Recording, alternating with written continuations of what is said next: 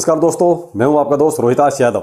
बिटगट कुछ ना कुछ तो चल रहा है। क्या कुछ गड़बड़ कर रहे हैं या कुछ सही सलामत ठीक ठाक कर रहे हैं? चलो थोड़ा सा बात करते हैं, कुछ चीज़ें आपकी नज़रों में डालते हैं और आपको वो चीज़ पूछने भी जरूर है, क्योंकि नहीं पूछेंगे तो नुकसान हम अपना ही करवाएंगे। वोल्ट इन्होंने एक बहुत अच्छा एक अपना यूज केस बढ़ाया है, कहीं ना कहीं उसके फेवर में बहुत कुछ जाएगा। एलोन मस्क क्यों फंस गए अपने ट्वीट्स के चक्कर में और एक एक्सचेंज ने काम ही बंद कर दिया। अब काम बंद कर दिया तो मामला फंड साफ। चलो वन बाय वन सबको ले लेते हैं। अच्छी लगे जानकारी तो लाइक सब्सक्राइब जरूर कीजिए। पहले बिटगट को ही लेते हैं। देखिए साहब, पूछेंगे नहीं तो नुकसान किसका होगा? हमारा ही होगा, इसलिए हमें पूछना बहुत जरूरी है। अब बिटगट की टीम जो भी अभी कर रही है ठीक है, उसमें हमें कोई प्रॉब्लम नहीं है, लेकिन इनकी जो सबसे बड़ी प्रॉब्लम है वो यही है कि जो इनसे सवाल पूछता है उसको ये ब्लॉक कर देते हैं।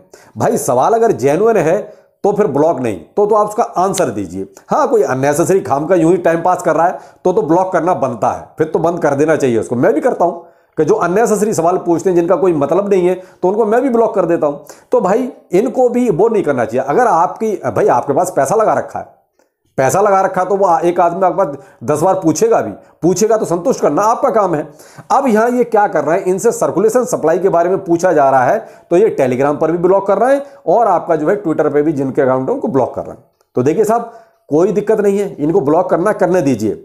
आप जो है बहुत सारे प्लेटफॉर्म है, कहीं ना कहीं से आप ट्वीट कर आके इनसे पूछिए जरूर कि भाई ये सब क्या ड्रामा है। अब मैं बताता हूं, आज इनकी थर्ड बर्निंग होनी है। इससे पहले भी 2 बर्निंग हो चुकी है, थर्ड बर्निंग होनी है अपने इंडियन टाइम के अनुसार लगभग वही 6:30 बजे के आसपास। ठीक है, अब ये थर्ड बर्निंग में कितना करेंगे वो तो बात की बात है। अब हम एक चीज यहां नोटिस करके रखेंगे पहले से कि कितना कम हुआ।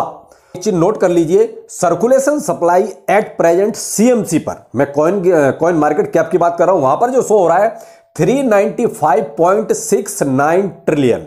ठीक है, ये क्या है? सर्कुलेशन सप्लाई है, सीएमसी पर अपडेट है इस टाइम पर।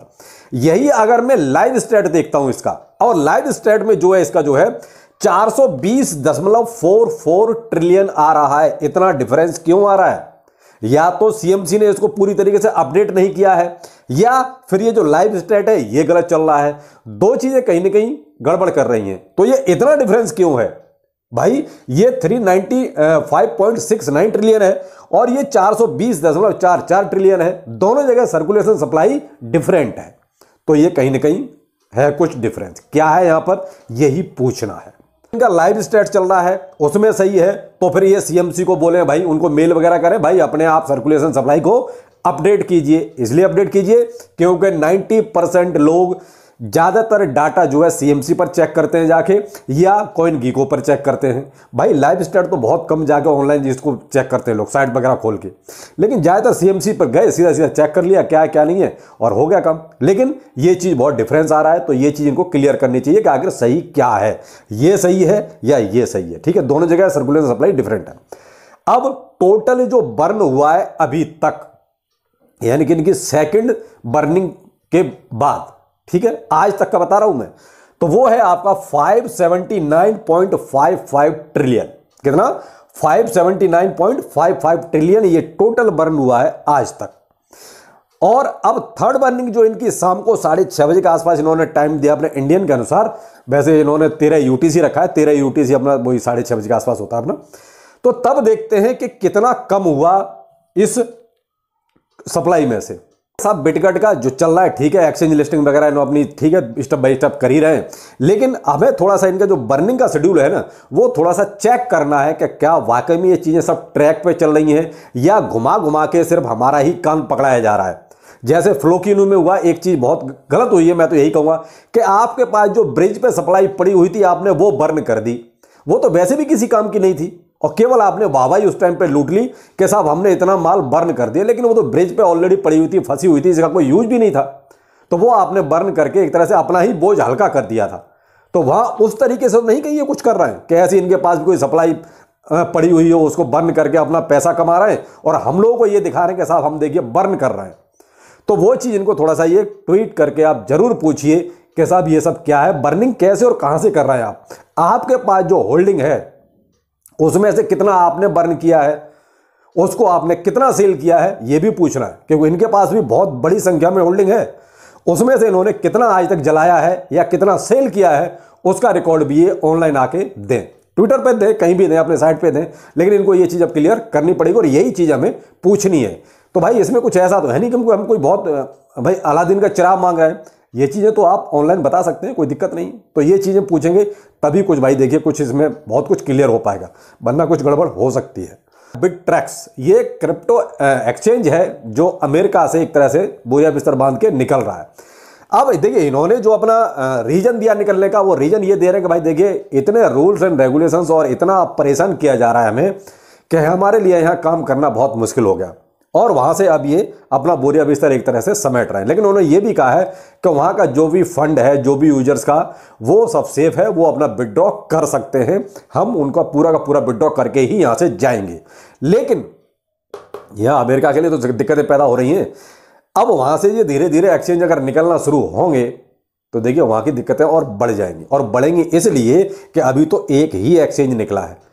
बाइनेंस पर भी वही ऐसा कुछ कर रहे हैं, FTX ऑलरेडी बंद हो चुका है। तो कॉइनबेस भी कहीं ना कहीं कोई ना कोई प्रॉब्लम में फंसा ही रहता है, क्योंकि इतने सारे आजकल वो लगे हुए हैं, क्योंकि ये तो हाथ धो के क्रिप्टो के पीछे पड़े हुए हैं। तो उसके साथ जितनी एजेंसियां जुड़ी हुई हैं वो सब भी इन्हीं के पीछे पड़ गई हैं।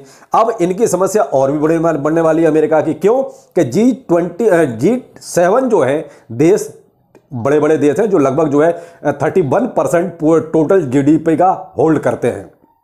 तो G7 देश जो है अलग से अपनी करेंसी बना रहे हैं, इसलिए कि हम जो है इंटरनेशनल ट्रेड अपने उसी करेंसी में करेंगे। अभी तक क्या होता है, इंटरनेशनल ट्रेड जो होता है वो डॉलर में होता है, जो ट्रांजैक्शन होता है वो डॉलर के जरिए होता है। जब डॉलर का ट्रांजैक्शन कम होगा तो भाई साहब डॉलर की कीमत भी गिरेगी, और उससे होगा क्या कि अमेरिका का और मामला थोड़ा सा गड़बड़ा जाएगा। देखते हैं क्या होता है। लेकिन कुल मिला के ये है कि हाँ, अमेरिका ने क्रिप्टो करेंसी में थोड़ी सी वो कहते हैं खामखा की पैनिक क्रिएट कर रखी है। जो आका जो गड़बड़ हो रहा है ना, वहां से पैसा निकल के आपकी क्रिप्टो मार्केट में आ रहा है। अभी फिलहाल BTC आपका 28,480 है।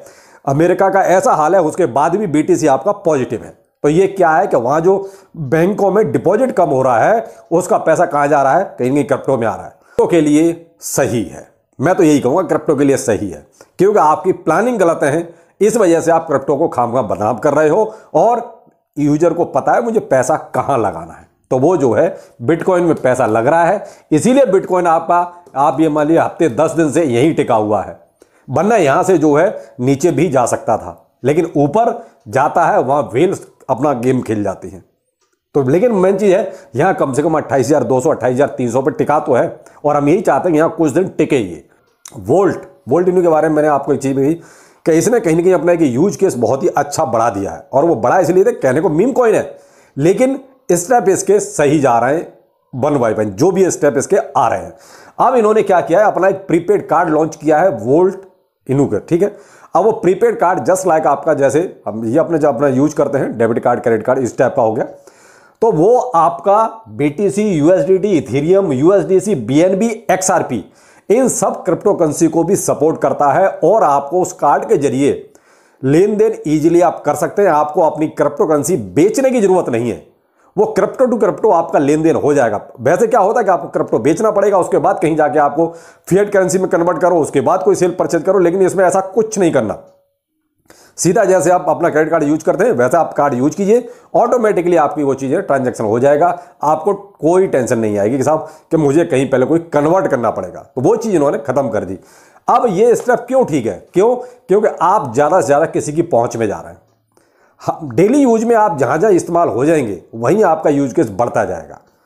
तो भाई मेन चीज क्या है, हमारे पास क्रिप्टो है, हम केवल अगर लेन देन नंबर्स में ही करते रहेंगे तो उसका कोई यूज नहीं है। लेकिन आप कुछ चीज परचेज करने जा रहे हैं और वहां क्रिप्टो का यूज कर रहे हैं, वो यूज केस है। तो वो बोल्ट इन्होंने कहीं ना कहीं अपना लाइव कर दिया है कार्ड, तो कुल मिला के अच्छी चीज है ये। इलोन मस्क साहब अब ट्वीट करना भी महंगा पड़ेगा, क्योंकि अभी तक तो हम यही सोचते थे किसी बड़े आदमी का ट्वीट आएगा, हमारा ये फलाना टोकन आसमान पे चला जाएगा। लेकिन इलोन मस्क को कहीं ना कहीं डॉज कॉइन को प्रमोट करने की सजा ये मिल रही है। अब इनके पास भाई साहब $258 बिलियन का एक लॉ सूट था, और उसमें कह रहे सारे इसको डिसमिस कर दिया जाए, यही सब पंगा चल रहा है। लेकिन क्या है, अब इसको देखिए हम दूसरी तरीके से समझते हैं। यहां पर कहीं ना कहीं अब जो लोग सीधा सीधा प्रमोट कर देते थे, किसी का भी नाम लेके सीधा उछाल दिया, तो वहां पर इनको थोड़ा सा सोचना पड़ेगा। ऐसा ना हो कि कहीं काम का एक ट्वीट के चक्कर में इनको फिर करोड़ों अरबों का फाइन देना पड़े। तो वही कुछ केस ये है इसी टाइप का कि डॉज कॉइन को लेके कि साहब आपने उसको एक पॉन्जी स्कीम की तरह आप उसको लॉन्च कर रहे हो या उसको फेवर कर रहे हो। प्रॉफिट देखिए जहां भी मिले उसको छोड़िएगा नहीं। क्रिप्टो करेंसी में आप लॉन्ग टाइम काला में हमेशा बोला है कि प्रॉफिट साइड में डाल दो, उस पोर्टफोलियो को हाथ नहीं लगाना है। लेकिन जो हमारा प्रॉफिट वाला पोर्टफोलियो है उसमें आपको प्रॉफिट मिलता है तो लेते जाइए। इस चक्कर में बिल्कुल मत रहिए कि अब ये ऊपर ही जाएगा, बिल्कुल नहीं। आपने बेबी डॉज का देख लिया, जिन लोगों ने प्रॉफिट नहीं लिया चूक गए। ऐसे पहले भी फ्लोकी में लोगों ने नहीं लिया, वो भी चूक गए। तो इसलिए इस बार मौका हमें बिटगट में जरूर नहीं मिला प्रॉफिट लेने का। क्यों?